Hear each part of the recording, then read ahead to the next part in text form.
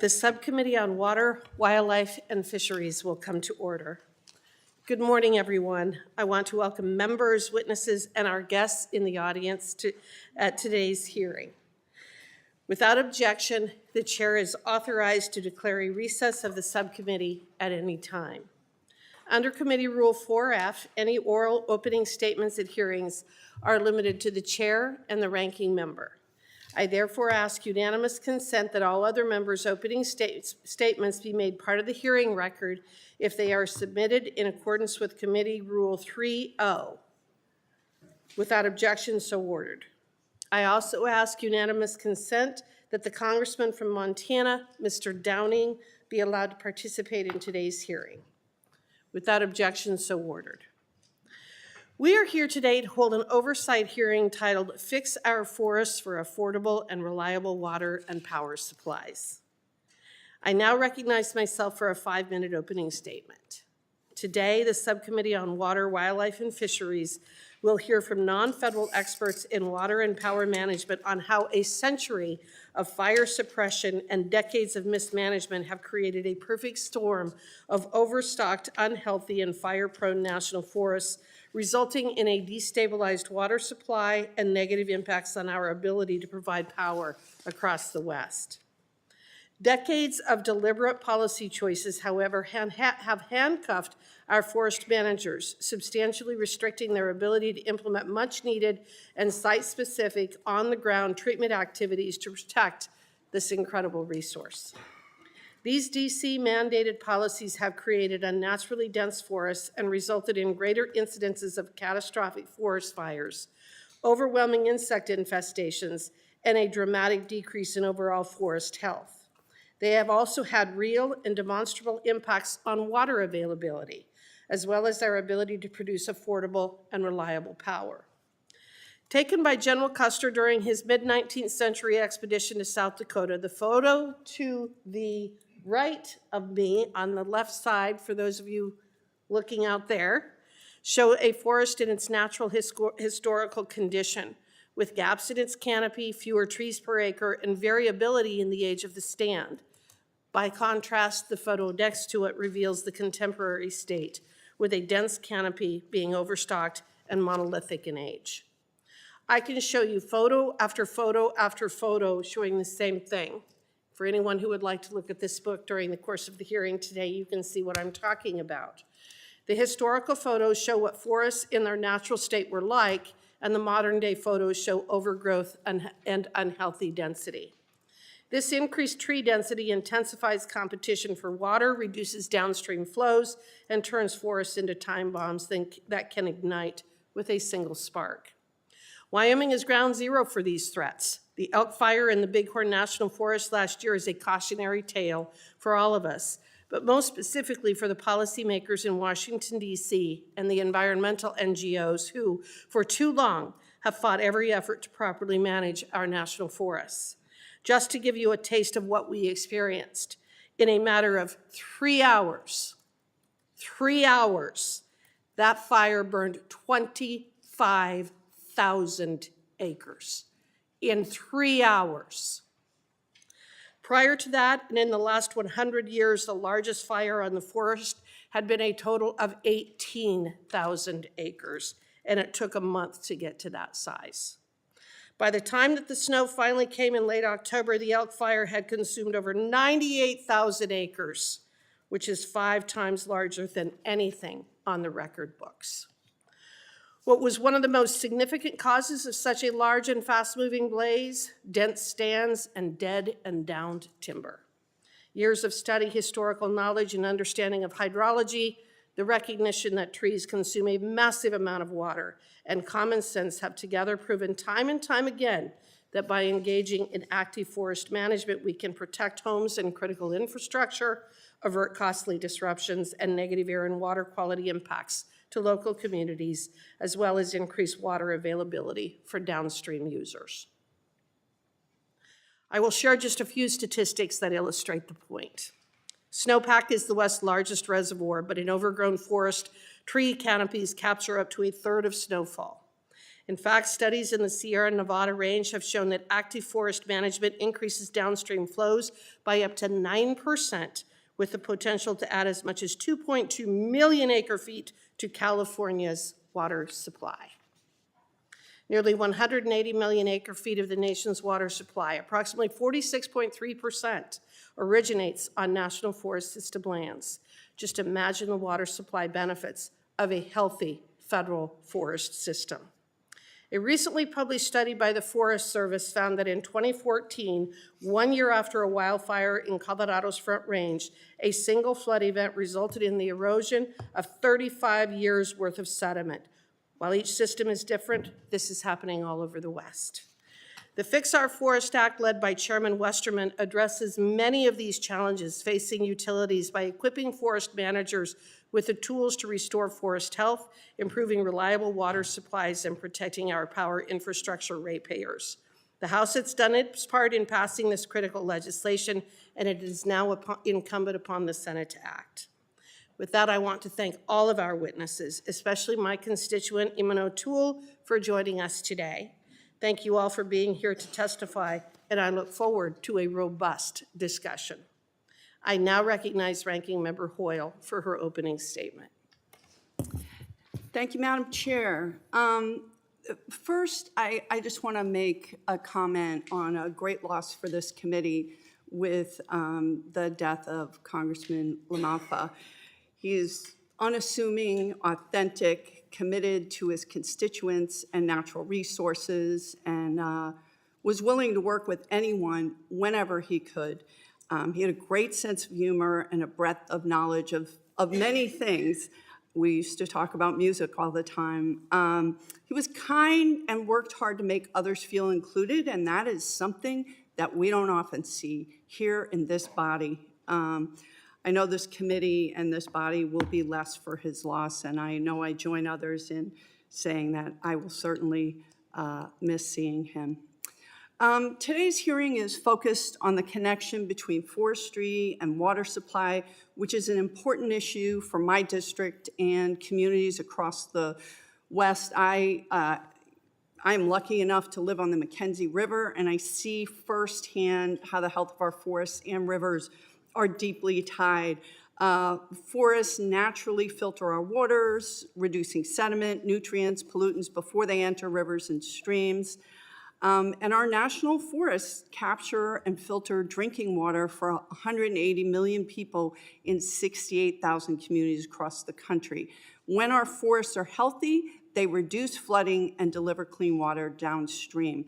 Unfortunately, increasing temperatures, long-term drought, and forest mismanagement starting 115 years ago, certainly in the Pacific Northwest, of clear cutting and a non-scientific based conservation management policy at the federal level has contributed to wildfires with drier forests.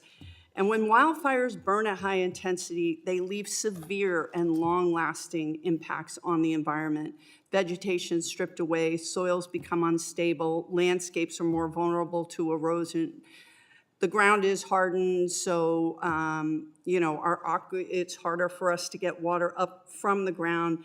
And fundamentally, fish are affected because we need to have our forests on our streams so that we can keep our streams and rivers at the right temperature. Ash sediment and other contaminants wash into rivers and reservoirs, reducing water quality, damaging infrastructure, and increasing treatment costs for water providers and communities. And for all these reasons, water users need a seat at the table for forest management and wildfire conversations. Wildfire risk reduction and watershed restoration are essential to building resilience and protecting communities from catastrophic wildfires. We should continue to invest in successful programs like the Collaborative Forest Landscape Restoration Program, which supports strong partnerships like the one in the Rogue River Basin in my district. We need collaborative solutions that balance conservation and restoration, which are the best tools to reduce wildfire severity, protect headwaters, and safeguard downstream water supplies. And I hope today's discussion helps us find that common ground. Thank you, and I yield back. Thank you. I now recognize Chairman Westerman for his opening statement. Thank you, Madam Chair. Good morning, everyone. Before I get to my opening statement, I'm going to make a couple of acknowledgments. Ranking Member Hoyle already mentioned the first one. This is our first committee business without our good friend and colleague, Doug LaMalfa. And, you know, Doug was passionate about serving his constituents. He was passionate about rural America. He was passionate about the issues. But he was also had a big guy with a big heart and kind to everyone, and always cracking jokes, always had a smile on his face. And I think everybody he knew had a nickname. He called me Westy when he would see me. Even he met my daughter one time and gave her a nickname, and would still ask me about my daughter and use her nickname when he would ask me. So we're going to miss Doug. I think it shows us how life is precious, and it's the brevity of life, and hopefully it encourages us all to do better with the time that we have here. And I just want to take a moment and have a moment of silence and reflect on the blessing Doug was to us, and turn our thoughts towards his family and his loved ones.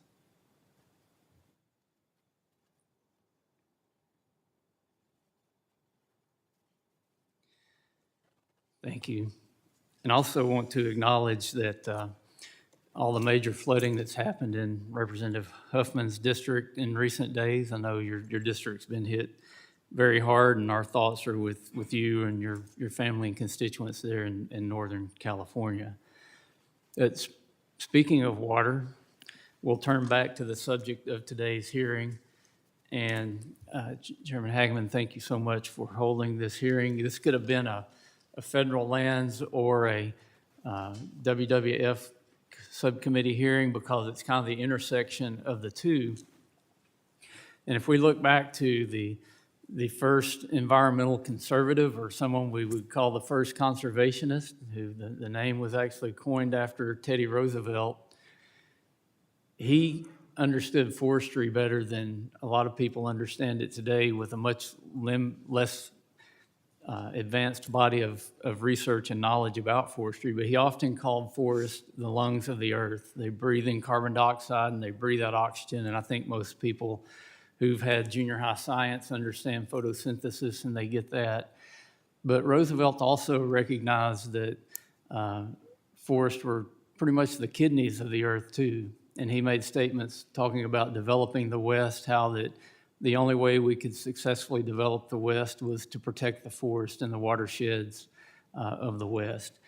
A lot of great foresight into, I think, were very profound words that Roosevelt talked about when he talked about taking care of the forest and the watersheds. And here we are many years later talking about taking care of the forest and the watersheds. There's a lot of science out there that we now understand about the interaction of forestry and soil health and soil protection, which gets back to the protection of watersheds and all the things that live in the watersheds. And probably no more critical time than ever than right now to be talking about how we do our part in making sure that these natural systems function to the highest performance possible because of the water issues, and especially in the West. But it's not just the West. When I was in forestry school, we went to Massachusetts, to the Quabbin, which is a very highly managed forest that regulates the water quality and quantity going into these reservoirs that feed the city of Boston. And somebody had great foresight to put that system into place.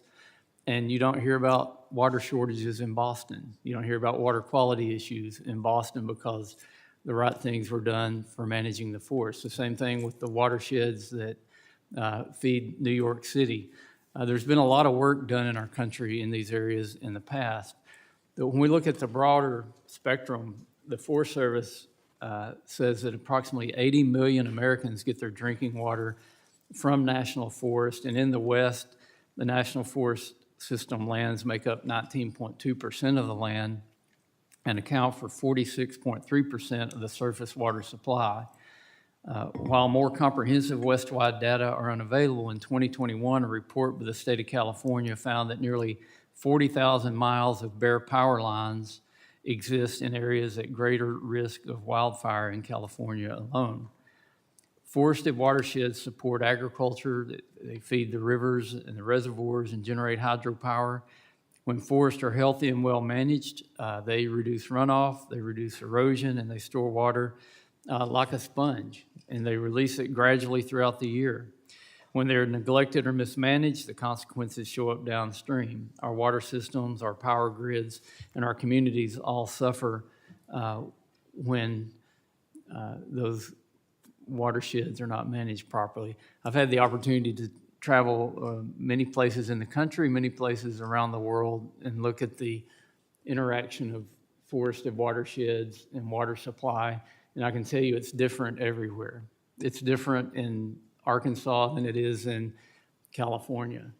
I've been in Idaho, in northern Idaho, where the slopes were 70%, and they were doing forest management practices that would never work in my home state because the soil would erode off in heavy rains. But when your moisture comes in snowpack, if you don't let the snow get to the soil where it can gradually melt and get into the hydrology of the soil, you lose it through evaporation. So if you have very thick forest, which holds the soil together very well, if you're not getting the water in the soil, you're defeating the purposes there. But we understand those things.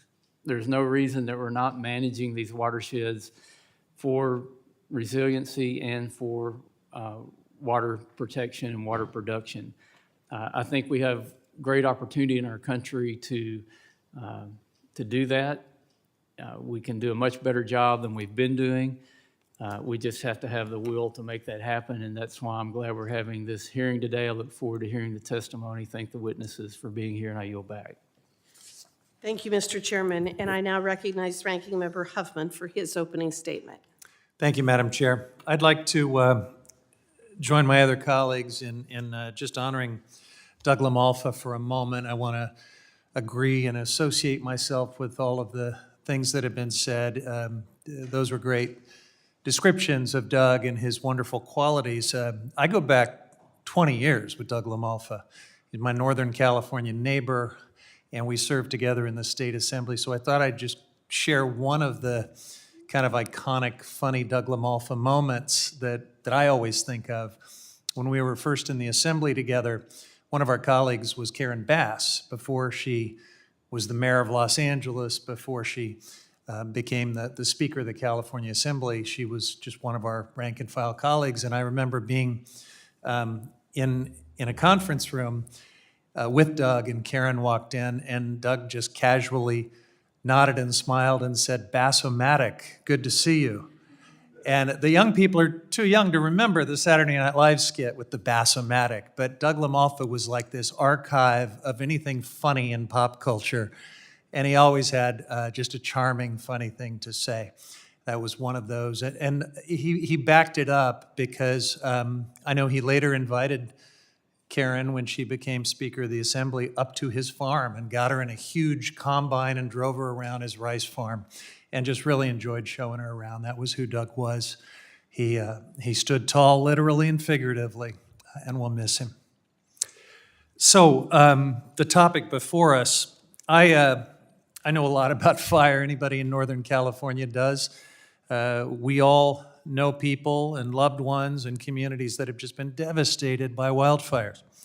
We all have watersheds near us that have been damaged, critical infrastructure that has been put at risk or wiped out.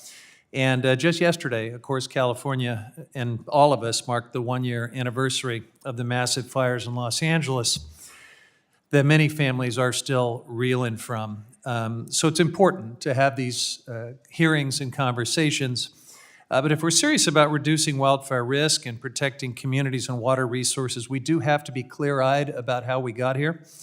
And we have to focus on the real responsible solutions, not repackaged political agendas. Fire has long been an integral part of many Western ecosystems. Long before our national forests were established, indigenous people were using fire to steward the lands. I think we understand that now. These low and moderate intensity fires reduced excess vegetation, supported biodiversity, maintained healthy forests and watersheds, and reduced the risk of the more catastrophic fires that we're seeing all too often today. But with the Western settlement came a significant shift in management policy, and it was marked by federal agencies using what they called the 10 a.m. policy, this sort of suppression everywhere all the time approach to fires, and putting all of them out by the next morning. Fires were basically treated as a nuisance rather than a natural, necessary process. And let me be clear, 10 a.m. is the right thing to do sometimes, but it's not the thing to do all of the time, everywhere, because if that's your only solution, you're going to end up setting the conditions for long-term harm and long-term danger to communities, ecosystems, and watersheds. So today we're living with the consequences of some of that short-sighted policy. Decades of suppression have created unnaturally high fuel loads, dense forest stands, stressed ecosystems.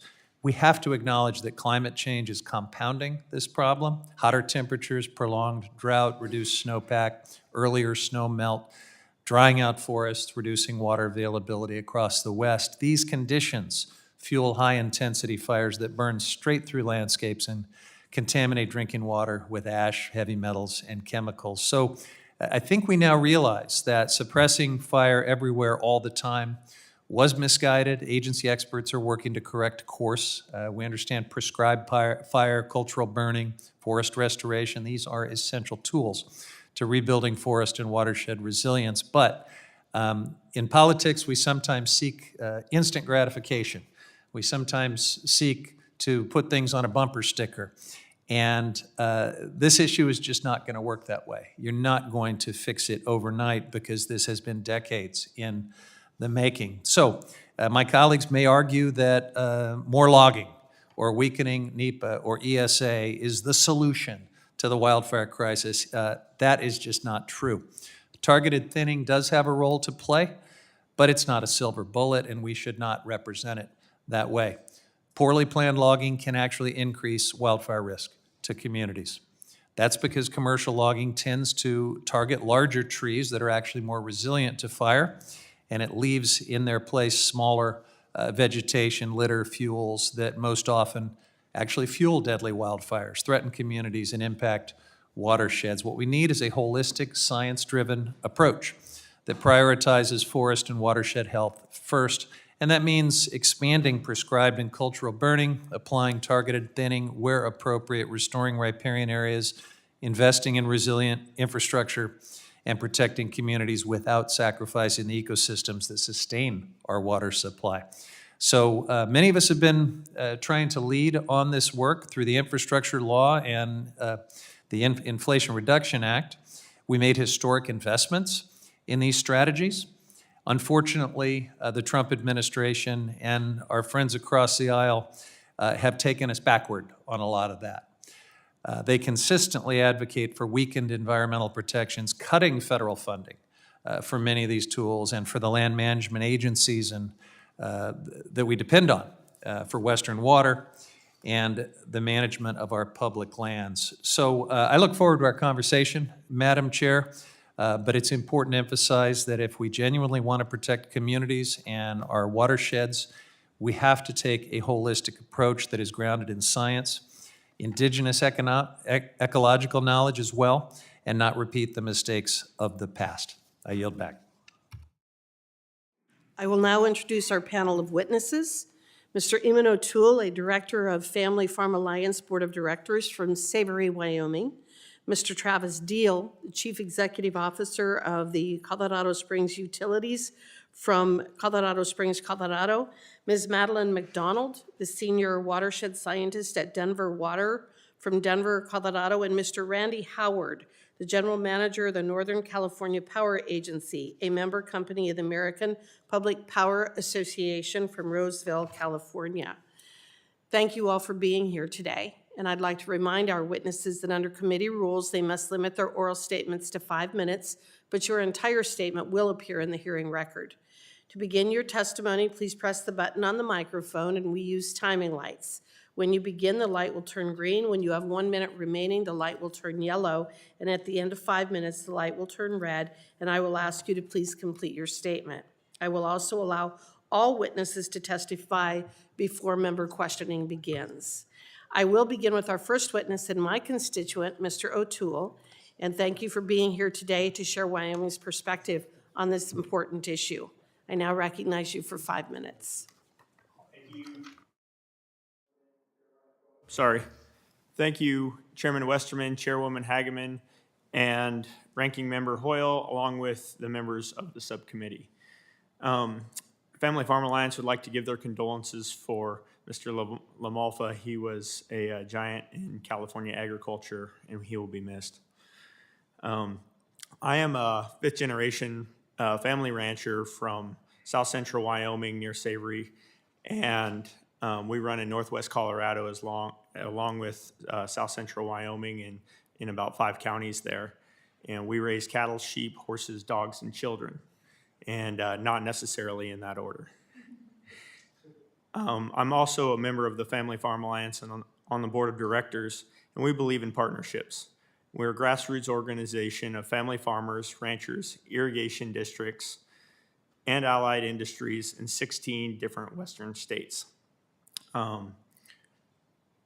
I'd like to talk mostly about where I live on the Colorado River, and I live at the very headwaters of the Colorado River. But like I said, we're in 16 western states, and so there's a lot of things that go on in the west that aren't necessarily on the Colorado, but I know the Colorado the best.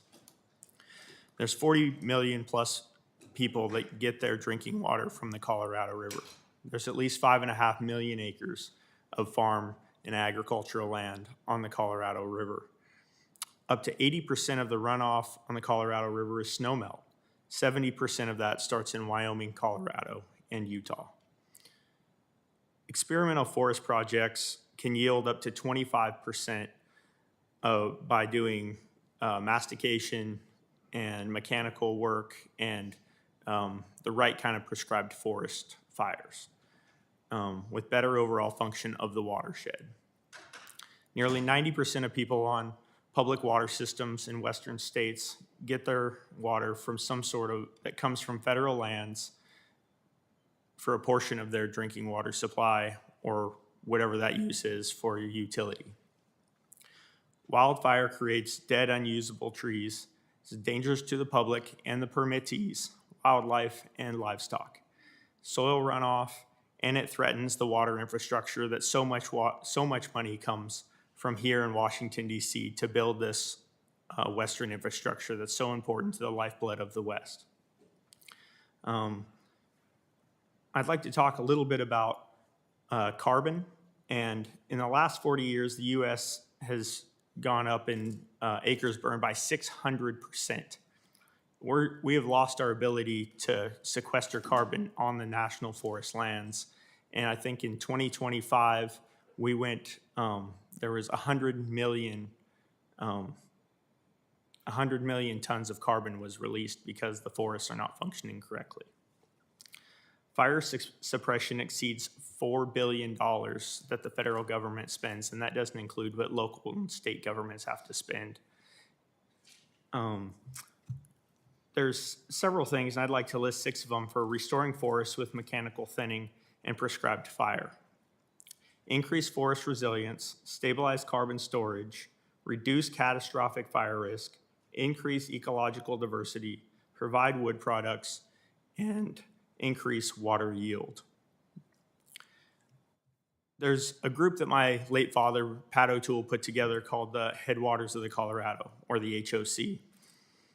There's 44 different partners across every landscape type and many land users. They're accelerating forest treatments and increasing funding for forest management activities. The HOC is in 2 states and 2 50,000-acre forest watersheds, the Route and the Medicine Bow Mountain Medicine Bow Forest Service lands. Their goal is to filter and store water, support livestock production, sustain wildlife and fisheries, sequester carbon, and support economically viable local communities. And to me, that's what all of this is about. How do we keep our communities in states like Wyoming, Colorado? There's so many small little communities that are so important. And if we lose those, then we lose the lifeblood of where all these forest permits and forest grounds are. There usually is not a large city in these areas. It's the small communities that are the lifeblood of our states. And if we can bring back logging and different kinds of opportunities to these small communities, we have a future for the West. Thank you. Thank you, and just as a point of personal privilege, Mr. O'Toole's father and grandfather served in the state legislature with my father for many, many years. So I've known this gentleman for a long time. I now recognize Representative Crank to introduce his constituent, Mr. Deal. Thank you, Madam Chair. Travis Deal is a good friend of mine, and he's someone who spent his life in service, first to our country as a United States Marine, and now to the people of Colorado Springs as the CEO of Colorado Springs Utilities. And under his leadership, Colorado Springs Utilities operates one of the largest municipally owned Forest Service utilities in the U.S. They provide electric power, natural gas, water, and wastewater services to nearly 500,000 people. Mr. Deal oversees critical infrastructure, including the Nixon Power Plant, which many members of this committee, including the chairwoman, toured last May, along with a natural gas facility, multiple water and wastewater treatment plants, and a water quality lab. Somehow, in between running all of these essential facilities that Colorado Springs depends on every day, he still finds time to go hunting, though I'll say I believe I might be the better hunter, despite all the great pictures that he always sends me. In short, he and his teammates make sure that when my constituents turn on their lights, turn on their water, they flush a toilet or pour a glass of water, those services are there. And because of that responsibility, he understands the challenges utilities face as western states confront more severe drought, growing wildfire risk, and increased pressure on our forest watersheds. I hope everyone listens closely to his perspective on this important and proactive forest management, because few people will tell you like it is better than Travis Deal. Thank you, Madam Chair. Thank you, and Mr. Deal, I want to personally thank you for using Wyoming coal. I now recognize Mr. Deal for 5 minutes. Good morning, Chairwoman. Thank you. Thank everybody, for the time today. And it's the first time here, so, like Congressman Crank said, I'm pretty much to the point, so we'll get started. So my name is Travis Deal. I serve as the CEO of Colorado Springs Utilities. It's a Forest Service utility owned by the citizens of Colorado Springs, and we're municipally owned. That makes us municipally owned. We serve natural gas, water, wastewater, and electric, which makes us definitely a little bit different. And healthy forests create a direct threat to our water and power infrastructure, and most importantly, to the homes and businesses in our communities. The city of Colorado Springs sits at the foot of Pikes Peak, and 70% of our city's total water supply comes from the headwaters areas in the Forest Service lands. Because we're not located on a major river and have no natural lakes, we depend entirely on this imported water. This requires close partnerships with the U.S. Forest Service to protect our supply from catastrophic wildfire. Colorado Springs Utilities is not unique in our reliance on water from federal lands. Many western communities do. We are exceptional in that we also own and operate hydroelectric generating units and electric transmission distribution lines on the adjacent to forested lands that are managed by the federal government. This creates a distinct interdependence between water security and electric reliability for our community. This means that a single catastrophic wildfire can simultaneously threaten both our water supply and our power generation. As such, our infrastructure encompasses far more than just pipelines and power lines. It includes these landscapes themselves that relies on the federal partnerships that we have developed to manage these critical forested landscapes. For too long, federal forests have been neglected, and many of our forests are in critical need of attention. The Fix Our Forests Act that passed the House early last year contains many provisions that would support land managers, enable forest health projects, and contribute to restoration efforts. This legislation is an important first step. While we believe there is room for improvement in the Senate version, and I have included more detail in my written statement, I respectfully urge the passage of either version of this bill. One of the most significant strengths of the Fix Our Forests Act is its support for landscape-scale restoration in high-priority watersheds and firesheds, including the establishment of wildfire crisis strategy areas. Historically, priority landscape were identified solely for ecological reasons without considering community assets, utility infrastructure, or collaborative partnerships. The Fix Our Forests Act enables a more holistic approach and solidifies cross-boundary partnerships. For example, Fix Our Forests Act's designation of high-priority firesheds and promotion of shared stewardship agreements allows improved pace and scale of forest treatments in high-risk watersheds.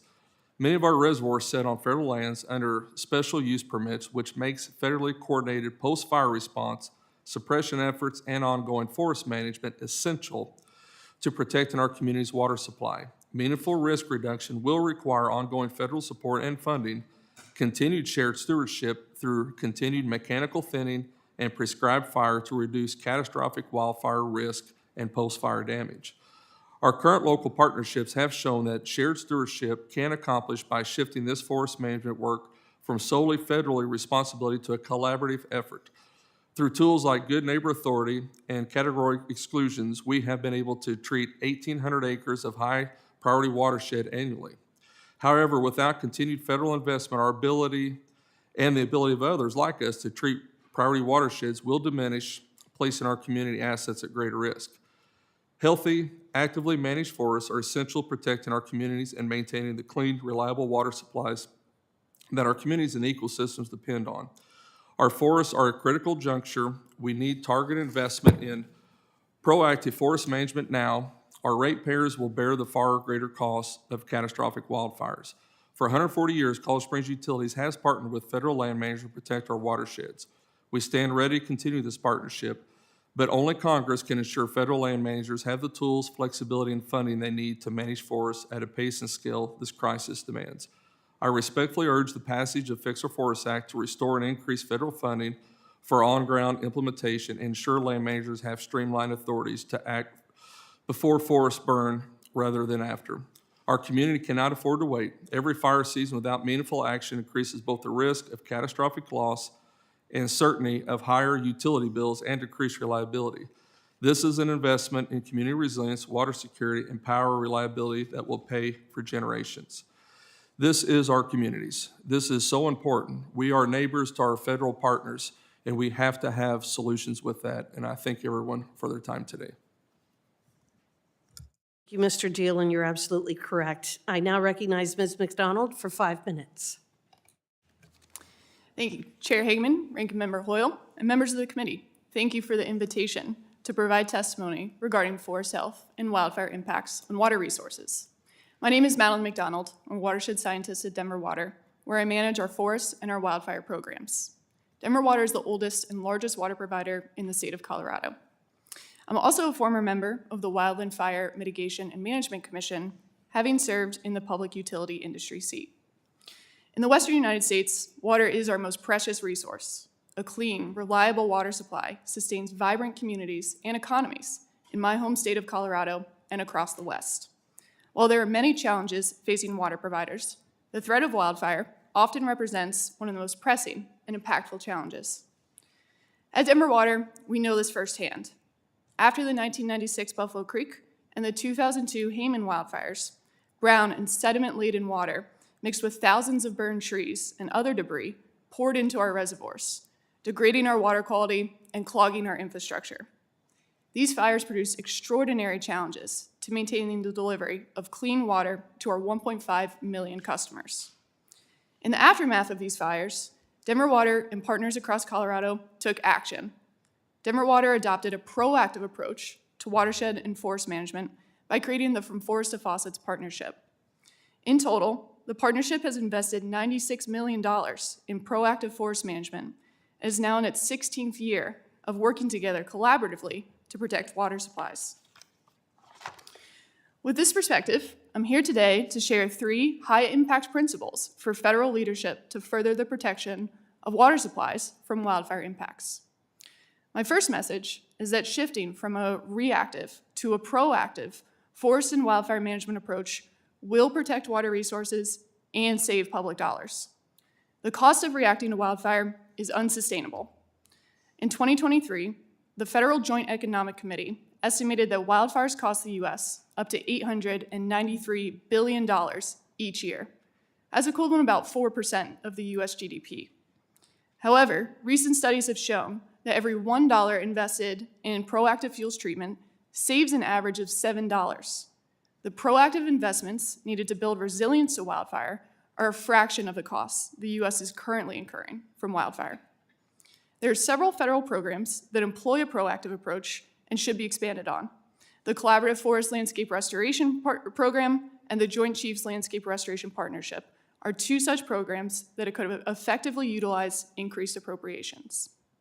My second message is that efficient and effective post-fire recovery programs are essential to minimizing impacts to water supplies. The greatest impacts to water resources typically occur after a fire is extinguished. Therefore, the effectiveness of wildfire recovery efforts directly impacts the vulnerability of water providers. Post-fire recovery can be improved by creating more cohesion and investing in preparedness.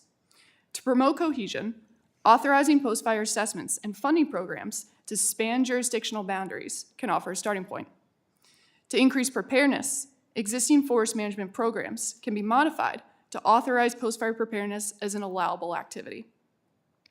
My third and final message is that there is no silver bullet to address the wildfire challenge and subsequent impacts on water supplies. A comprehensive, long-term approach and sustained investment will be required. The wildfire challenge in front of us today is the result of a century of fire exclusion. The wildfire challenge did not present itself overnight, nor can it be overcome overnight. A long-term approach, supported by sustained investment, has proved successful at protecting Denver Water's water supplies. In 2025 alone, 3 wildfires occurred within forest management projects funded by Denver Water several years prior. All 3 wildfires were able to be contained before any structures were lost or significant watershed damage occurred. The decision to invest in these projects decades earlier continues to benefit Denver Water and local communities.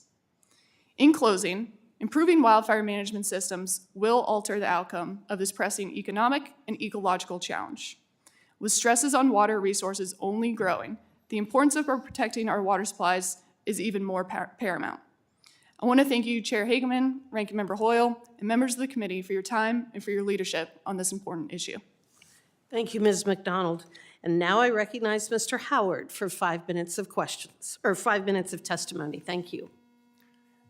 Chair Hagman, Ranking Member Hoyle, and members of the subcommittee, thank you for the opportunity to testify on this issue that is critical to the West and to our national infrastructure, the deteriorating health of our federal forest and its direct impact on water and power reliability and affordability. My name is Randy Howard, General Manager of Northern California Power Agency, representing 16 public power communities serving 700,000 customers. I'm also here today speaking on behalf of American Public Power Association, which represents more than 2,000 community-owned utilities serving 55 million Americans. Before I begin, I would also like to acknowledge the late Congressman Doug LaMalfa. He represented many NCPA member communities and was a steadfast champion for public power. He was concerned about grid reliability and wildfire resilience. He was deeply committed to protecting electric ratepayers and keeping Northern California's communities safe, and would have wanted to be here with us today discussing these issues. He was a friend to many of us, and our hearts go out to the family, the staff, and the communities he served so well. Our forests are dynamic systems that demand active management. When we fail to manage the fuels, We pay the price in blackouts, boil water notices, lost hydropower, and skyrocketing insurance costs. Utilities face three major challenges. First, before the wildfire occur, hazard trees outside the utility corridors often require months or years of federal approvals for removal, even when they pose an immediate safety risk. Streamlined permitting and categorical exclusions under NEPA and NHPA are essential to prevent ignitions. Second, during wildfires, utilities must de-energize lines for public safety and aerial firefighting, sometimes triggering widespread outages. More regional coordination and common protocols can reduce the cascading impacts on hospitals, water systems, and vulnerable populations. And third, after the wildfires, the sediment and debris that we've heard about, they are choking our reservoirs, they're reducing our water quality, and our ability to generate hydropower. Federal policy should allow rapid redeposition of non-contaminated sediment on Forest Service and BLM lands for beneficial reuse, rather than forcing costly and delayed hauling. Chair Westerman's Fix Our Forest Act provides the framework we need. We need streamlined hazard tree removal, alignment of federal treatment with utility hardening, and expedited post-fire recovery. We strongly support the passage. Finally, affordability matters. Strict liability regimes expose utilities and ultimately the customers to catastrophic cost, even when utilities comply with approved wildfire mitigation plans. Congress needs to explore fault-based liability standards and a federal wildfire risk pool to stabilize cost and allow investment in prevention rather than litigation.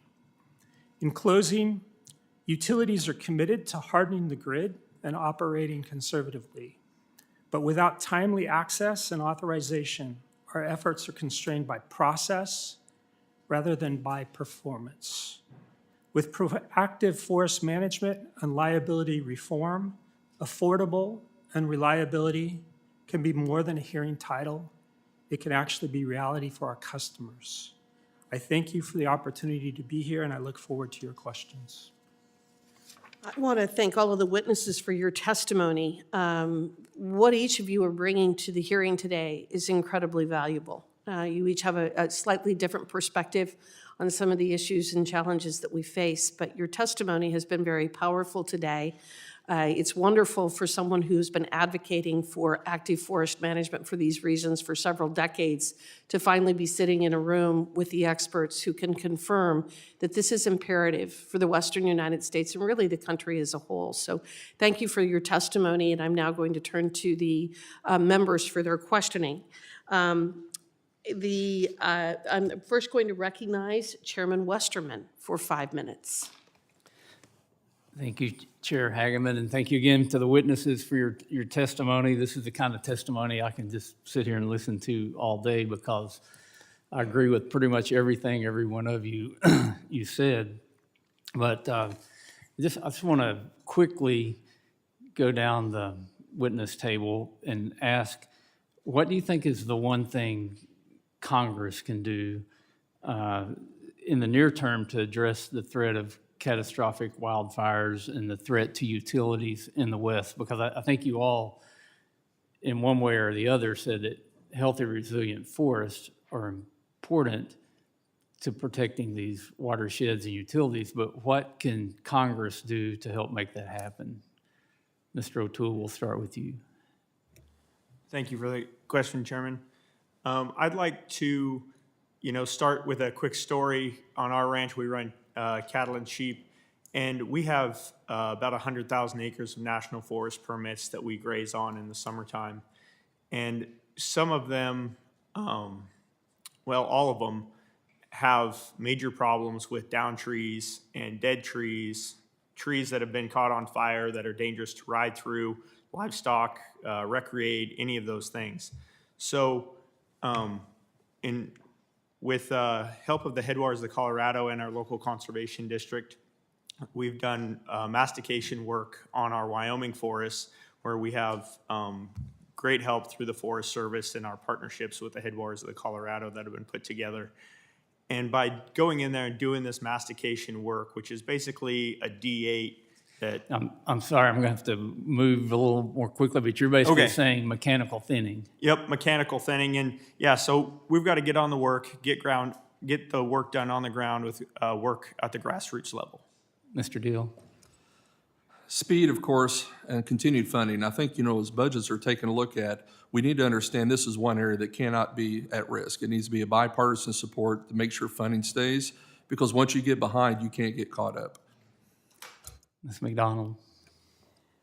Yeah, I believe there'll be a need for a mix of funding, staffing, and then authority changes in some of our existing programs to improve their functionality. To support the Fix Our Forests Act, I think the one thing that can assist in that is adequately resourcing the agencies to execute the new authorities provided in Fix Our Forests. Mr. Howard? I would say because we're recognizing that we're in a crisis mode right now, and from the electric utility space, categorical exclusions that allow us to get in and just quickly address some of these dead trees, these hazard trees around some of our lines to at least keep from some of the ignition that we have the concerns about.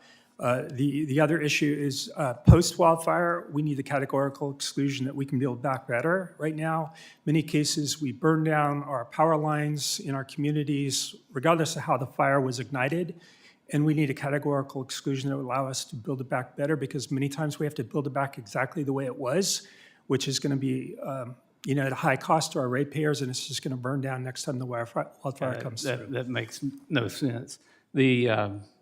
Speaking of categorical exclusions in FOFA, last year, Mr. Howard, 30 organizations representing, I think, over 150 community-owned electric utilities signed a letter in support of FOFA, including the Northern California Power Authority. I think your signature was actually on the letter.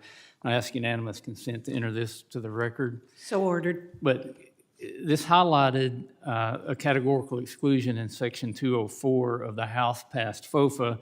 Unfortunately, the Senate took that out, and this CE was championed by our colleague LaMalfa. So he was passionate about these issues. Can you explain the benefits of this authority in the House FOFA that wasn't included in the Senate-passed FOFA out of the Ag Committee, and why we should maybe put that back in? Yes, well, I hope it does come back in. We think it's a critical component, and we appreciate the House putting it in. Again, because our forests are in such bad shape at the moment, we really don't have the luxury of walking through what would be a more normalized permitting process. So having that categorical exclusion today has immediate benefits on our ability to address some of the hazard trees, quickly get those taken care of before they ignite a fire. And again, our ability as we rebuild or build better on our system to withstand some of the hazards that we're dealing with, that's just so important today and for the affordability of our ratepayers. And I just wanted to direct one question to Ms. McDonald. Your 3 points, or 3 points that I would talk about in a hearing like this, especially this idea of an ounce of prevention's worth a pound of cure. I think you said $1 of prevention's worth $7 of cure, and being proactive versus reactive is very important. How does that translate into the cost to the consumer on utilities? How does it translate into the cost to the taxpayer on having to come back and fix things after they're broken, burned down in this case? Yeah, thank you for that question. Denver Water actually completed with economists at Colorado State University a retroactive cost-benefit analysis of our specific investments in proactive forest management. So our first $60 million that our partnership spent, the economists at Colorado State University said we avoided $234 million in costs. That additional cost would have been borne by our ratepayers because we would have had substantial impacts to water supplies, increased costs of treating the water when it's degraded, increased costs of repairing damaged infrastructure that could be clogged by some of these post-fire events. And so we have concrete numbers in what our proactive investments have saved our ratepayers. So is it safe to say if we wanted to lower process for consumers, proactive forest management would be a big key in that area? That's my number one point, absolutely. Thank you. Wonderful. Thank you, Mr. Chairman. The chair now recognizes the ranking member, Ms. Hoyle, for 5 minutes of questions.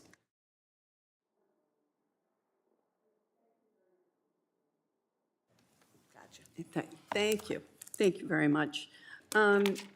You know, as we talk about how to approach the new normal, and, you know, I represent an area in Oregon where we deal with wildfire every single year, and it comes closer and closer to our cities. We've lost some of the most pristine areas, and our rivers, our streams, our water supply has absolutely suffered. So, you know, what I would like to see is active conservation. And again, you know, I would like to ask Ms. McDonald, one, have you read the Fix Our Forest Act in the Senate? It is now 178 pages.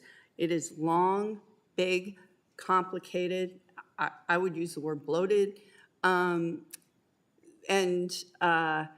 know, there's things to like and things to not like about it, but what for you is the game changer for water and power users? And could you speak to the need for investment, as I said, active conservation, but actually having the staff to do that? Yes, thank you for that question. I have read Fix Our Forest. It is quite lengthy. There is a good amount in there, though, that I do believe will benefit water providers, and Denver Water has supported the Senate version of Fix Our Forest. We think that's a bit of a more sophisticated package with the prescribed fire additions and some other additions there. But specifically, the expansion of the Collaborative Forest Landscape Restoration Program, the Joint Chiefs Program, some of the reforestation provisions like the Seeds of Success provisions, the Water Source Protection Program provisions. I do think that there is a good amount in there that we can utilize to increase that proactive forest management work that will, in fact, protect our water supplies. But as I said in the previous question, we do need the funding and the staff to actually execute that work. And you know, a stable workforce is critical in that. Having the retention of the experts at our federal agencies who know this land so intimately, know the communities, and know the partnerships so intimately. There's only so much we can do as a water utility. We're not the land managers, we're not firefighters. We really rely on our federal partners for a good amount of that work. Thank you. The gutting of our federal workforce, the loss of the expertise, the canceling out of our Job Corps programs where we actually allow young people to get out in the woods and get real life experience really has been devastating. And these things don't match. You know, no money, no mission. If we don't put the money up front, as you said, $1, we lose $7, but we lose more than $7, right? If we look at in my district, from the Holiday Farm fire up the McKenzie, we have, and in Blue River, we have lost areas that will never be the same. And again, for our fish, for our rivers, because we don't have the shade, the increase in temperature in our streams, it is a game changer. So speaking to that, same question for Mr. O'Toole.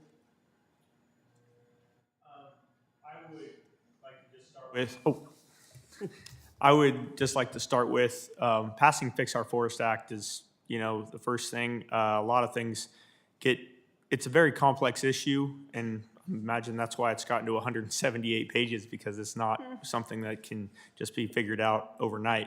With one, there's got to be a lot of tools in the toolbox for this. So I think, once again, we just grassroots, getting people on the ground. We have issues at the local level, especially with the Forest Service, where, you know, there's a lot of great ideas that come down. We have a lot of tools, and then you get to one guy that has to sign off on it, and then boom, it's stopped. Nothing's happening. So that would be a great way to work the next step there. So for you, the game changer would be one thing, one game changer, what?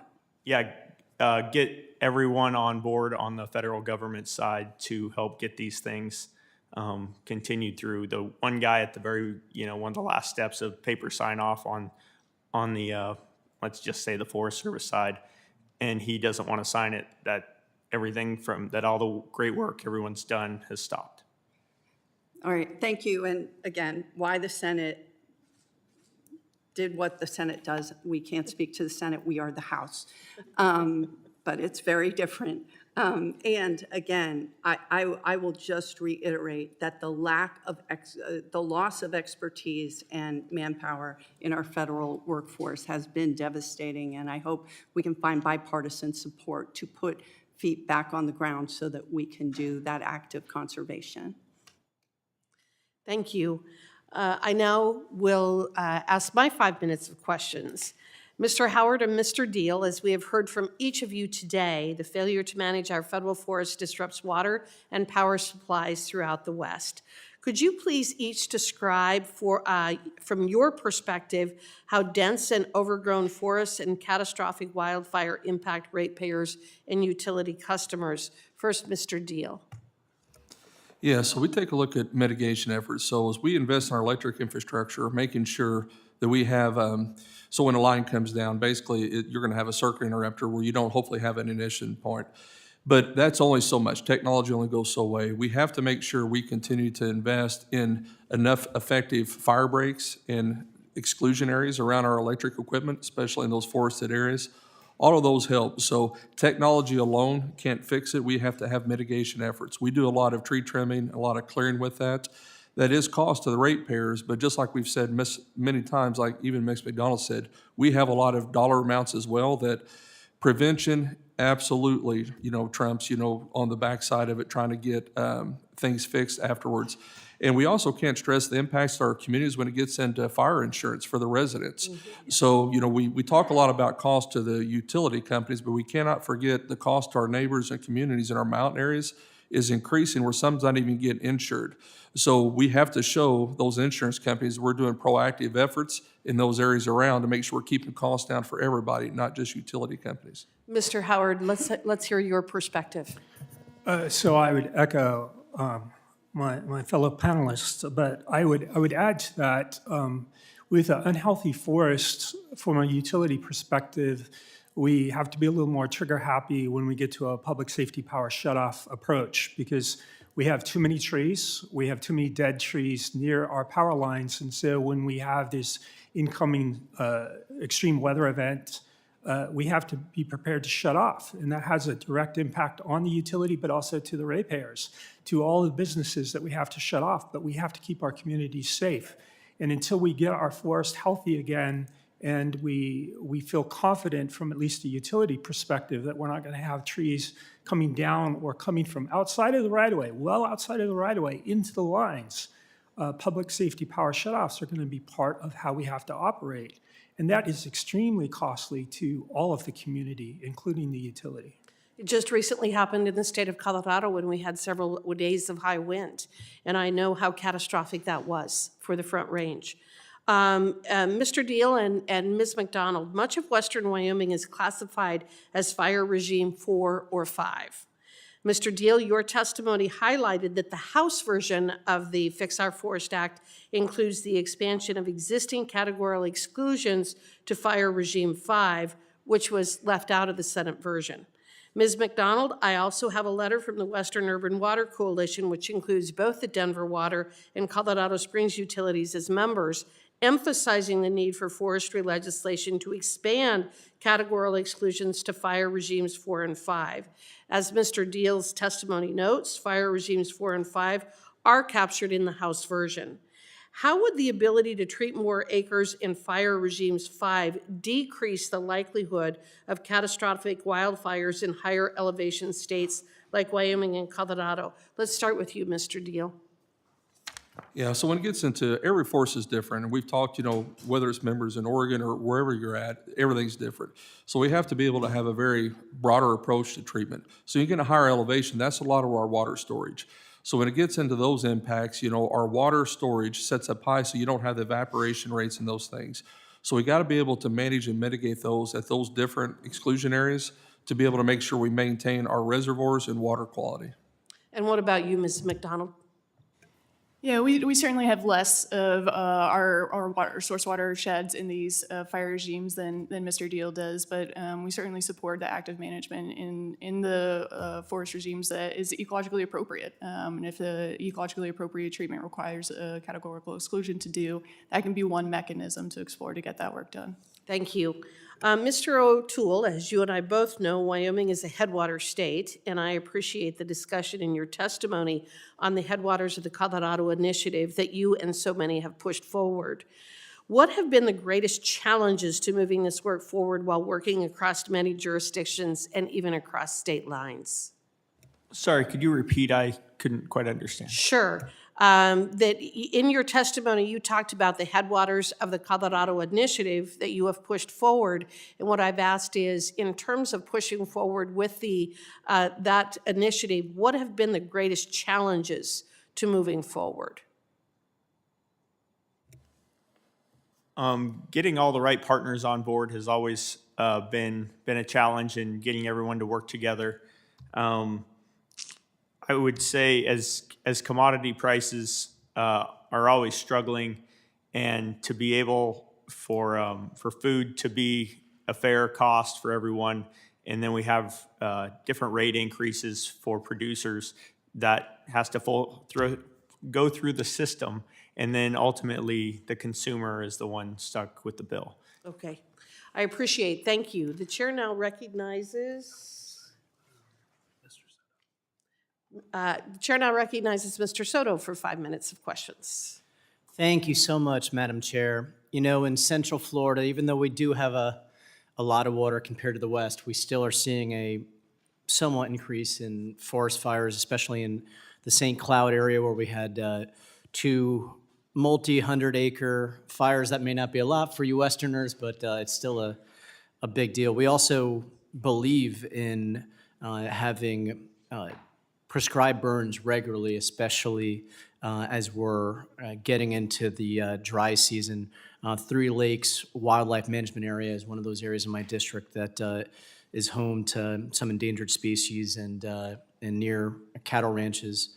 We also have been getting more serious dry seasons from October 15th through May 27th and facing moderate drought conditions. We also have had to work on improving water supply because of shifting seasons. Ms. McDonald, what barriers have you seen as in Colorado in establishing water projects and maintaining forests? What bureaucratic barriers have you seen? Yeah, thank you for that question. In honesty, I consider our From Forest to Faucets partnership a little pocket of success in finding a way to navigate some of those barriers. We do it through collaboration. We know that there's no one entity alone that can solve the wildfire challenge. And so we have dozens of partners that we work with. We can't rely just on the federal government to solve this alone, so Denver Water's accepted some of the costs as well, along with our state, our local, our county partners, and our local fire protection districts. And that diversity of partners allows us to be nimble and flexible, and when there's challenges, you know, at one level of the government, like the federal government, we can pivot and move forward. I think the challenges in Colorado are primarily wood utilization. Where do we take this byproduct? I'd love to find more beneficial, productive uses of the wood that we bring off these forest treatments. We really put an emphasis on community engagement, ensuring that we have the local community buy-in for the work that we're doing. But the other resources, the limiting resources are funding and staffing typically. You know, in Florida, we've faced some of the worst of climate change with hurricanes and extreme heat with rising seas. I see a recent Colorado State University study said that back in the 90s, you all would get about a dozen major fires a year, but now in the 2020s, it's 72 fires per year, a 6-fold increase. And so I think it's key that we are not blind to one of the root causes of this, which is the burning of fossil fuels and the changing climate. We're seeing more extreme drought, more forest fires. Can you elaborate on this 6-fold increase in fires and how it's critical to make sure that we are improving our clean energy mix? Absolutely, and I'll share the fire I mentioned in my opening statement, that 1996 Buffalo Creek fire. It was about 11,000 acres. At the time, that was the largest fire in Colorado state history. Now the largest fire is well over 200,000 acres. But that was the size of the fire that we were concerned about 30 years ago. It was 11,000 acre fire. So we are certainly seeing that on the ground, the increase in both the frequency and the size and the severity of the fires as well. And that severity is really the factor that will impact the water supplies. I certainly believe the wildfire challenge is driven by the century of fire exclusion, by climate impacts, and by development of the wildland-urban interface. And so there's certainly a kind of multi-pronged approach that we need to take, and the climate factors are a big part of that. Now, in addition to the climate factors, there's a discussion about permits and bureaucracy. How much of this six-fold increase in forest fires in Colorado do you think is because of bureaucracy? That's a good question, and I'll say I think fires would have accelerated without any action. I think our ability to influence the severity of those fires and prepare our forests to receive fires is well within our ability, and we do need to work through the bureaucratic hurdles to be able to do that. But the fire risk is growing exponentially. There's only so much that we can do in a year. We can better position ourselves over the long run, but the wildfire was going to increase. Anyway. Thank you, and I yield back. Thank you. The chair now recognizes the good gentleman from Oregon, Mr. Bentz. Thank you, Madam Chair. Thank you all so much for being here today. And the purpose for me for this hearing today is to try to prompt the Senate to get busy and pass this bill.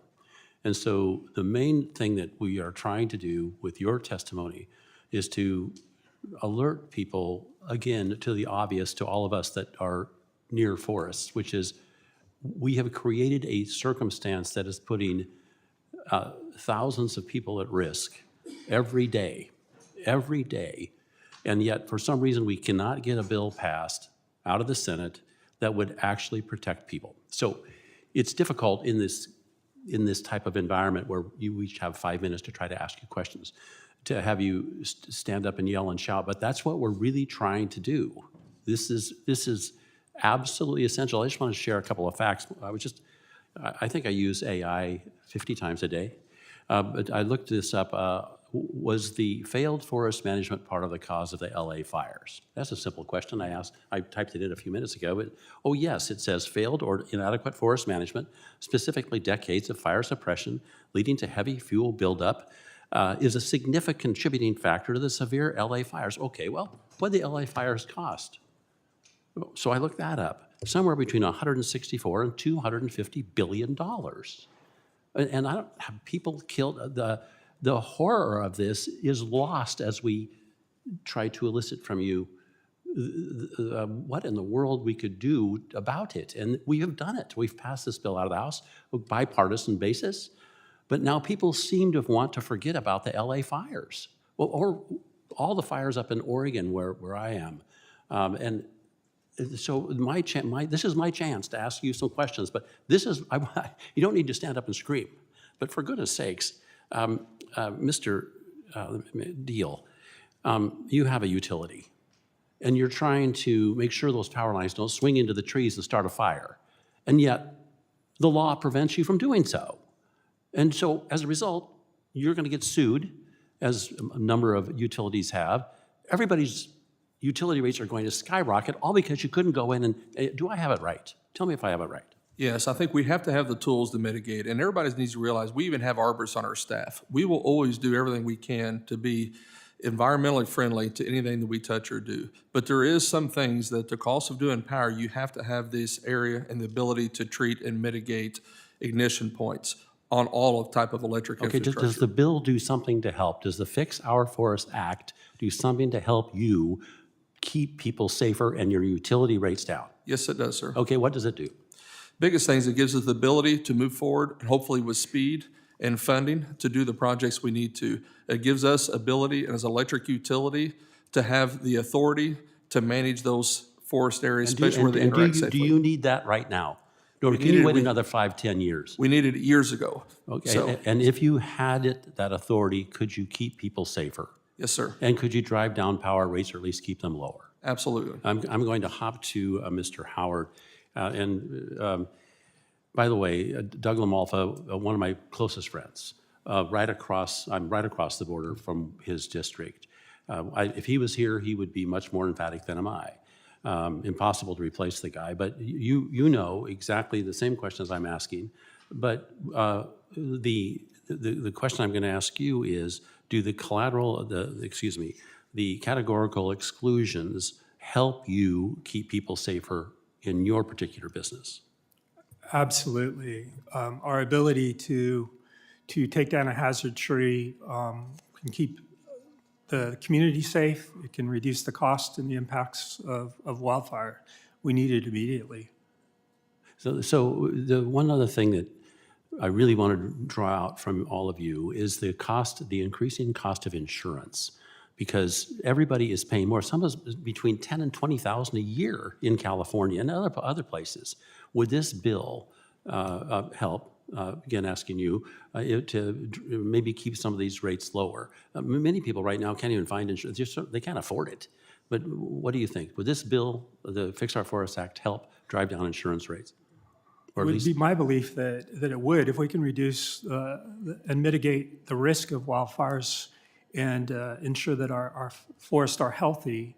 I would assume the ratings to all the ratepayers for their insurance would go down, including the utility's ability to get insurance. We're out And of time. many of us in the utility sector have no ability. We have a number of our utilities that are unable to get insurance at all. And that also impacts their ability to renew their rights-of-way agreements with the federal forests. certainly does. I want to thank all of you for your time. Thank you for being here. Yield back. Thank you. The chair now recognizes the gentlelady from Michigan. Thank you, Madam Chair. And I can't begin my questions without looking at my dear friend, Mr. LaMalfa's seat. I miss him. He was a great, great man and a good friend to me always, and was really there for me when John died, and he loved cars. So I love him. With that, America's public lands are central to our way of life, offering space to hike, hunt, fish, and connect with our national heritage. Today, these shared lands are under threat, which we all agree on here, from chronic underfunding and staffing shortages to the catastrophic megafires to the attacks against bedrock environmental laws like the National Environmental Policy Act and the Clean Water Act. As a founding member and vice chair of the Public Lands Caucus, I know how vital these lands and waters are to communities throughout the nation. National forests are the single most important source of water in the United States, and they supply clean drinking water to about 20% of the country. A recent U.S. Forest Service study conservatively estimated the value of watershed services from the national forests and grasslands at $3.7 billion annually. With this in mind, we must ensure that we take every step possible to manage and restore our public lands and waters, not hand them over to loggers. So my question is going to build on this. Ms. McDonald, could small forest fires like those that we see in Michigan pose a risk to drinking water resources? Thank you for that question. I do believe so, and as I mentioned in the previous line of questioning, the size of the fire matched with the severity of the fire, and then the interconnectedness with your water system are all factors to look at. The interconnectedness meaning how close is it to a tributary that contributes to your drinking water supplies. If a fire burns severely and with that high level of interconnectedness, you will likely see impacts to your water supplies. So from your experience, what are the main threats of wildfires on watersheds, and how can proactive management mitigate these risks? Yeah, absolutely. As I mentioned in my opening remarks, the greatest impacts happen after a fire. When a fire burns at a pretty intense severity, the soil composition changes, there's a loss in the forest and vegetation cover. And so any rain event that occurs over that burn scar will mobilize all of that soil and ash and debris carry it downstream, and if it's deposited in a drinking water source, it'll degrade that water quality, can introduce it to additional contaminants like metals or nutrients. And then there's the potential to clog your infrastructure, to reduce your storage capacity in your reservoirs or block any conveyance infrastructure. So there's pretty extreme impacts that start in the watershed and then result in impacts to your water collection and conveyance systems. So how could these takeaways be applied to states with significant amounts of forested land that are not national forest lands like Michigan? Yeah, absolutely. I think maybe one of my first takeaways is if you're collecting water from a fire-adapted ecosystem, fire is going to occur. But action taken proactively can minimize the severity of that fire and the impacts on your water supplies. I think maybe one of my other lessons learned from our experience is that recovery is going to take decades. Recovery is not a sprint, it is a marathon, and we are still seeing impacts from the fire that occurred 30 years ago. We're still incurring costs from the fire that happened 30 years ago, and sometimes federal programs aren't built to span a 30 years worth of recovery. I think action by Congress, by investing in the proactive management and investing in that long-term recovery, would be very beneficial. So the Wildland Fire Mitigation and Management Commission report recommended dedicated funding for the Natural Resources Conservation Services Emergency Watershed Protection Program. Can you explain what this program does, and you're not going to have a lot of time, why the commission highlighted it, and how it helps communities respond to the post-fire watershed changes? Yeah, thank you for that question. That was a very important recommendation to me. That program provides funding and technical assistance to any non-federal partners to help restore watersheds. It is a critical program often used by water utilities for watershed rehabilitation post-fire. We recommended some changes, such as having a dedicated funding source for the EWP program. Currently, there is not a dedicated funding source, and it leaves some vulnerability and questions of whether that funding will come through. We also want to increase the flexibility of that funds to be able to use on non-federal and federal lands alike, and then potentially lowering the match requirement so our communities have more access to that program. Thank you. Thank you, Madam Chair, and I yield back. Thank you. The chair now recognizes the gentleman from Colorado, Mr. Crank. Thank you, Madam Chair, and I'd like to thank my colleague, Ms. Malloy, for allowing me to cut in line because I have to run to do something else. We'll try and arrange for the University of Colorado to lose to the University of Utah or something in exchange. Probably won't be hard.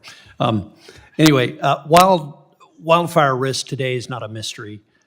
With advances in modeling, weather forecasting, we can anticipate dangerous wind conditions. We can identify areas of elevated wildfire risk well in advance. In fact, I can pull up a Forest Service map right now on my phone showing Colorado's current wildfire risk. The problem isn't awareness, it's that we haven't managed our forests at the pace required to match that risk. The solution to reduce wildfire risk, manage forests responsibly, and support healthy ecosystems are included in the Fix Our Forest Acts. This is the point of this hearing. Yet it's been over a year since the House passed this bill, and in that time, Colorado has experienced its worst wildfire season since 2020 with more than 200,000 acres burned. That's not an abstract situation for my community. We're facing a growing pine beetle outbreak in Pike National Forest, just west of Colorado Springs. The Front Range cannot afford to wait another year. Failing to manage our forests puts lives, homes, businesses, military installations, and critical utility infrastructures at risk. Again, I want to thank my friend, Mr. Deal, for being here today to highlight the work Colorado Springs Utilities is doing to protect our community. And I have a question, Mr. Deal. As you know, Governor Polis recently announced the creation of the Ponderosa Mountain Pine Beetle Task Force to bring together local, state, and federal partners to address the growing outbreak threatening the Front Range. From your perspective, are these specific provisions in the Fix Our Forest Act that would be particularly helpful, or are there provisions that would be particularly helpful for this task force as it works to combat the pine beetle outbreak? Yes, Congressman. I think anything that we can do to be able to get ahead of these, basically the trees are dead and they're standing there. So it's a huge fire risk. So the quicker we can get in and get to remove these dead trees and get them out of there so we don't have more ignition sources will help. And there's a lot within this bill that absolutely will help support that initiative.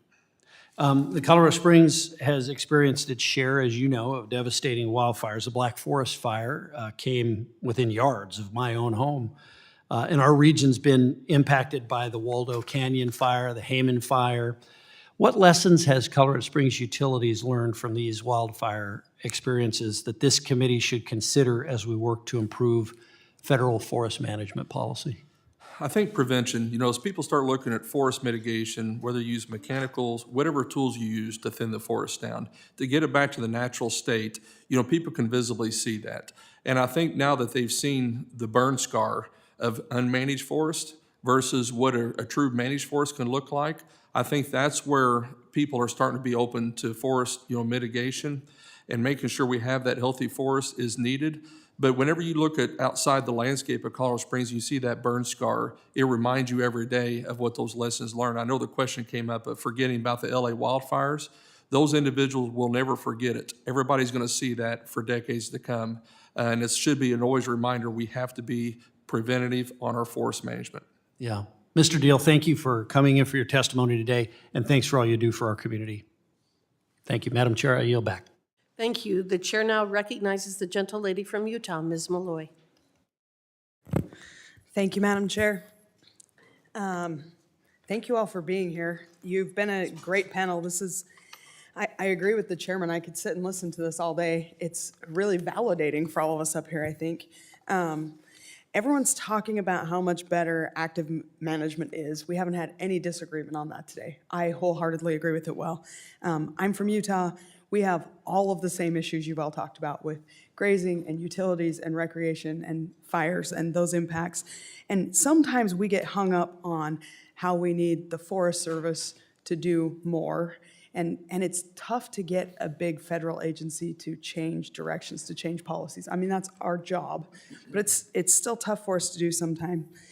And I've been sitting here listening to all this testimony, and I just totally changed all my questions, so my staff might be panicking in the back right now. But in Utah, we have all these small family-owned businesses that would love to help remove fuels from the forest.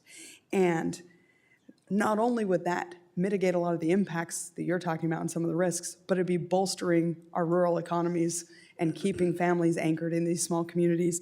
It seems like a really obvious solution. We've already passed the Fixed Our Forests Act. We've talked about that. We're trying to address the needs. Hopefully the Senate does the same thing, and very soon. And luckily right now, we have an administration that's been innovative and been willing to sign agreements with states and local governments to allow them to participate in more active forest management. The Forest Service is willingly participating. And sometimes a smaller solution is actually better. We try these big, large solutions for national problems, and I think we're getting smarter about that and working better with local governments, because the state of Colorado might need something different than the state of Utah or the state of Wyoming. And I guess I just want to ask, Mr. O'Toole, earlier you said the biggest thing that you need is help with getting the right partners on board. How helpful would it be if it was your state in the driver's seat when you're trying to get these things done and get the right partners on board? The state of Wyoming is already being proactive in the legislature and putting money towards working on our forests, not waiting for the federal government. So I think that the state of Wyoming is always a #1 resource for the state of Wyoming. You cannot fix million-acre problems with 100-acre solutions. Thank you. And I'd just like to open it up to the panel. Don't make me regret doing this, but do you have any experience with these agreements, and how helpful have they been in addressing some of the problems that keep you awake at night? Yeah, I'll jump in here. So in many cases, the coordination has been more of a challenge for California, Northern California in particular. We're surrounded by federal lands, and a lot of our transmission and distribution assets go through those federal lands. So we've been working hand in hand with the Forest Service and the BLM to attempt to do a lot of the mitigation work. Some of the challenges is the rules at BLM are different than the rules at the Forest Service. Even though a single line could go through both of those federal agencies, you have to deal with it differently. They have separate permits, and the permits are different timelines. So we've been trying to get them to standardize some of those as we work together.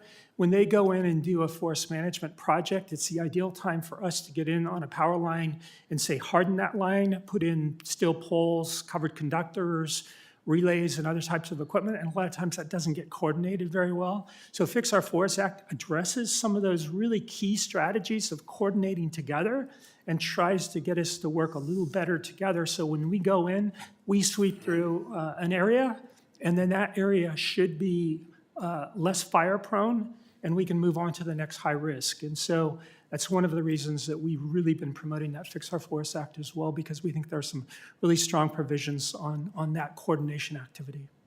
Thank you.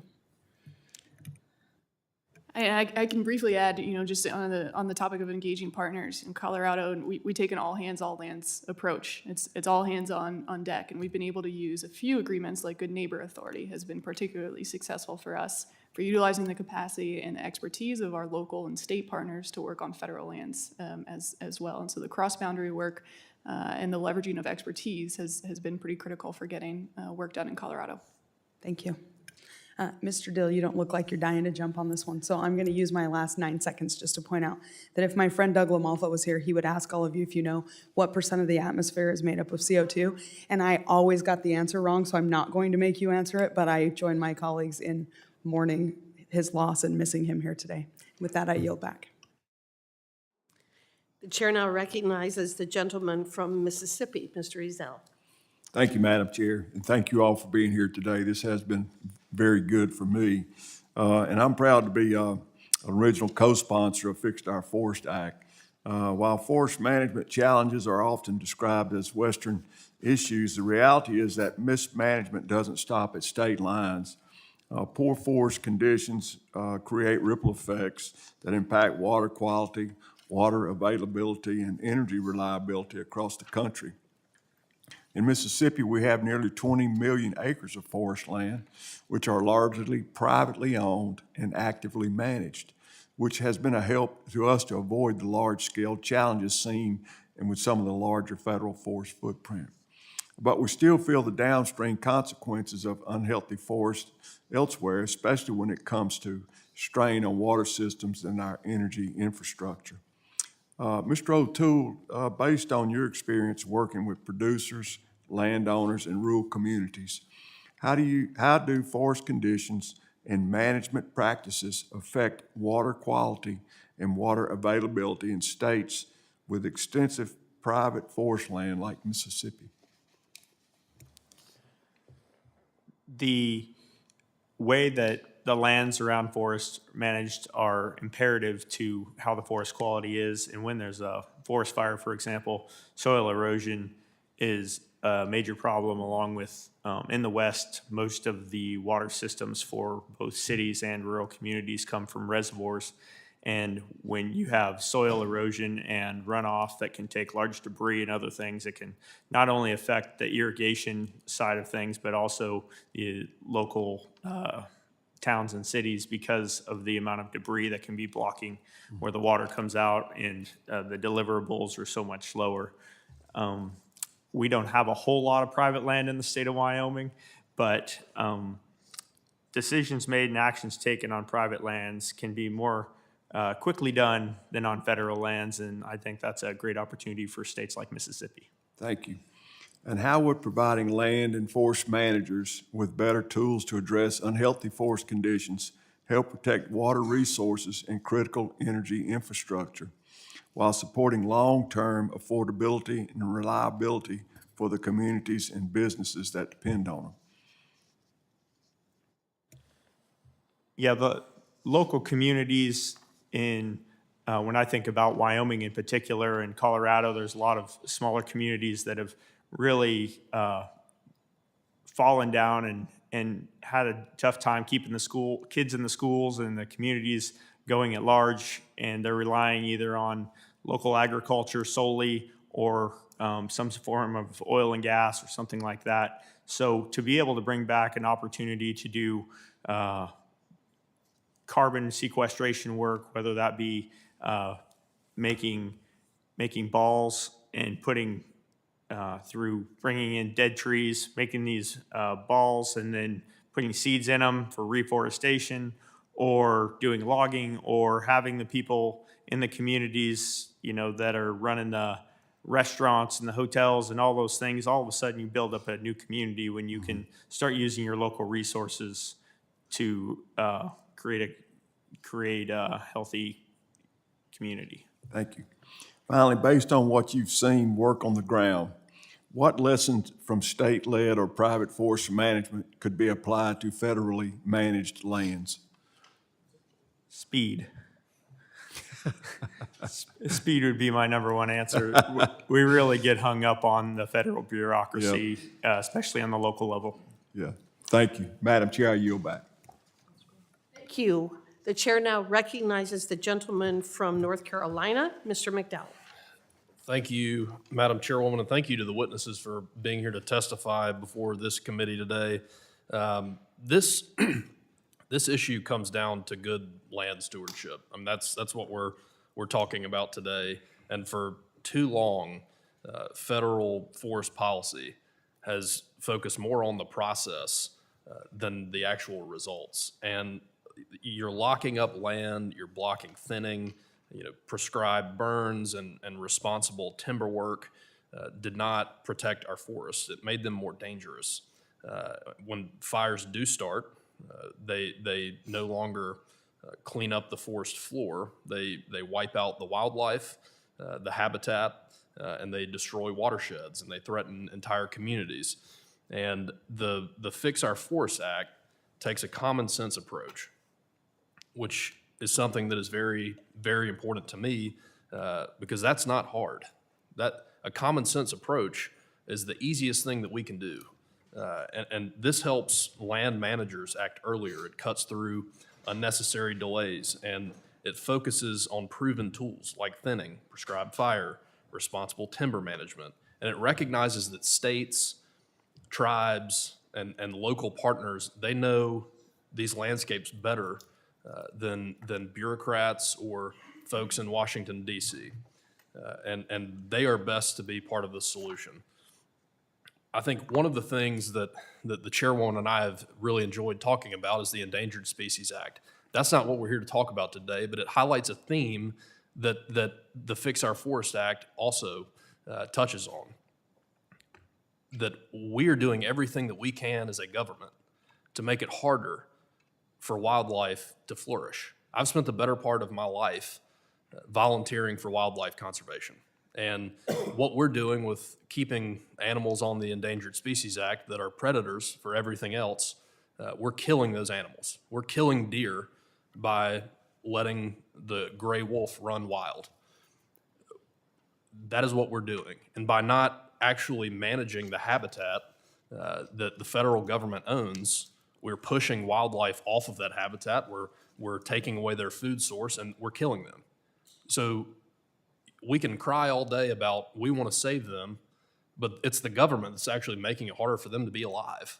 And that's what, it's common sense. It strikes me that we should be able to do things that are common sense, and that's why this is such an important piece of legislation.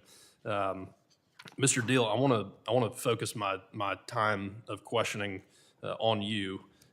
You're from Colorado, correct? Yes, sir. Would you say that you know more what the folks in Colorado need as far as managing their forests, or the folks from central North Carolina, like where I'm from, need? I would have a better perspective on Colorado right now. Imagine that.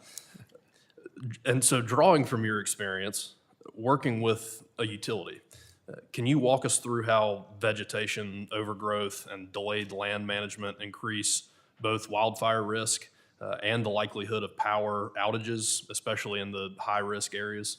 Yes, sir. Colorado has different trees, of course, in North Carolina, so they grow at a different rate. But, our mitigation efforts to make sure we keep trimming down and we don't have any encroachment of vegetation is huge. I mean, all those are ignition points. And you brought up a good perspective. So your basic vegetation cycle of trimming is going to be different in Colorado than North Carolina. Sure. So those are good examples of just the way the vegetation management is. But you have to stay on top of that to keep the ignition source down. And just reliability of the system. So even if it's not a fire, you have large power outages, and all of that actually takes longer to repair in some of these remote areas. So multiple things there lead to, we have to have better vegetation management. Sure. Can you explain how fuel buildup changes a fire from something manageable to a catastrophic event? Yeah, exactly. So, long ago, of course, whenever you didn't have a lot of fuel on the ground, the fire never burned hot enough to kill the standing trees. So whenever you don't get rid of that dead and, decaying wood fuel source, the fire gets so hot that it basically sterilizes the ground and kills everything standing. So that's why you see such a significant burn scar now, especially in western states, than you do anywhere else. Got it. Well, Madam Chair, I'll yield back the remainder of my time. Thank you all. Thank you. The chair now recognizes the gentleman from Montana, Mr. Downing. Thank you very much, Madam Chair, for allowing me to wave onto this committee and for allowing me to talk about leading the effort to reform practices hindering proper forest management. I'm a former land commissioner for the state of Montana, and so a little bit of experience in this. And one of the things that I really noticed is the state land that we managed was much more resilient than the federal land that wasn't as well managed, especially when we saw wildfire coming in, which would essentially sterilize a lot of the unmanaged federal land, and we had much less impact on that managed state land. So this is something that is front in my thinking. And for years, this country has implemented misguided legislation and regulations leading to that improper management of our forests. Fire-prone, federally managed forests threaten residential and commercial properties, energy infrastructure, water supply, endangering the livelihoods of citizens and businesses across the country. The Fix Our Forests Act directs reform in the right direction by prioritizing wildfire mitigation, forest and vegetation management, and reducing red tape for all parties involved. Montana's one of the most wildfire-prone states in the country, which will continue to be a significant concern in the coming years, and indirect effects of wildfires pose significant threats to consumers, including energy shutoffs and increased costs. I'm going to start with Mr. Deal. What are some of the indirect economic impacts that wildfires have on consumers who aren't specifically in burn zones? Yeah, so pretty much everybody covers the cost. So when, even those that aren't in those burn areas, when it gets into utility rates, it's sort of across your service territory. So even those that may not be directly impacted still have to have, still impacted through their rates. Right. And what reforms do you feel are necessary to reduce downstream effects for consumers? Yeah, I think the biggest thing is, get this act passed is a must, and it impacts water quality, impacts electric reliability and cost. In private insurance, I mentioned that earlier. I don't think people realize our western communities right now may not even be able to get insurance. So we have to be able to show our insurance carriers that we're working on fire mitigation steps as well as forest health management to hopefully start reducing and giving comfort to those insurance companies to keep costs down. Outstanding, thank you. I'm going to move to Mr. Howard. How can adverse policies and regulations negatively affect the efficient management and maintenance of vegetation on utility rights-of-way? Well, there's a number of things obviously related to, streamlining the permitting process, where it takes us a lot of man hours and staff hours to put in for the permits, seek the permits, continue to follow up, and still wait to get to cut some of the vegetation down. And then we have the other challenges where we have to leave the vegetation right on the forest floor of those rights of way. We're not allowed to remove it under the current provisions, and so we're looking to certainly have the ability to take that felled material and get it removed instead of leaving it for fuel for the next fire that comes through. So where we have some of those challenges of just that permitting process. And so how can the practices that you outline negatively affect a power utility's ability to preside over right-of-way and provide low-cost, reliable power to ratepayers? Well, there are obviously a number of ways on the cost structure of the power rates. If we can reduce and streamline the process and the efficiency of the process to do the vegetation management, we're going to, right up front, reduce the cost. If we can mitigate actually igniting fires or having fires, we're going to reduce the cost to our ratepayers. As we've been talking about in some of the previous questions related to some of the reservoirs, and NCPA has a watershed that we manage as part of the process. We have 20 times the amount of sediment behind that reservoir today than we should have under normal conditions, but that's related to historical wildfires. It all came down in, and so it's now reduced the amount of water storage we can have. So we recently had these very large rains that came in. We had to let the water go over the top and bypass the turbines because we have no place to put it because it's filled with silt and debris. Well, thank you. I'm going to move on. The Fix Our Forest Act includes provisions to broaden good neighbor authority. And this will allow counties and tribes to identify and execute large-scale forest management projects on lands they know best. So I'm going to move on to Mr. O'Toole. What barriers currently prevent the optimal use of existing good neighbor authority agreements? Yeah, I've been able to talk a little bit about that in terms of having local authorities that just don't really want to move the ball forward. In Wyoming, we've been able to get a lot done. In Colorado, it's been a longer road. Yeah, unfortunately, I've run out of time. So on that, Madam Chair, I yield. Thank you. I ask unanimous consent to enter into the record testimony submitted on behalf of Blaze Tamer USA. And I also have one statement to make before we close. I do not think that we can discuss the current abysmal condition of our national forests without discussing where this came from. If you cannot remember the past, you are condemned to repeat it. Much of this stems from the 2001 Clinton roadless rule that was designed to deny access, management, and use to 58.5 million acres of National Forest Service lands. It has been an absolute disaster for this country, but primarily in the interior West for the reasons that we have discussed today. I commend the Forest Service for working to repeal that horrific rule that never should have been adopted or implemented in the first place. I think that your testimony today will be helpful in moving forward with the Senate in getting the Fix Our Forest Act through.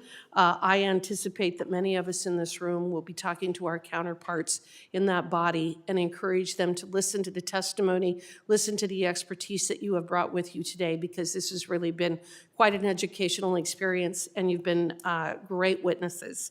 I want to thank each of our witnesses for your valuable testimony, and I also want to thank all of the members for engaging as well as you have today. It has been a great discussion.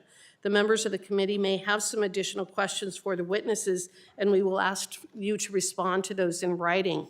Under Committee Rule 3, members of the committee must submit such questions to the subcommittee clerk by 5 p.m. Eastern on Tuesday, January 13th, and the hearing record will be held open for 10 business days for these responses.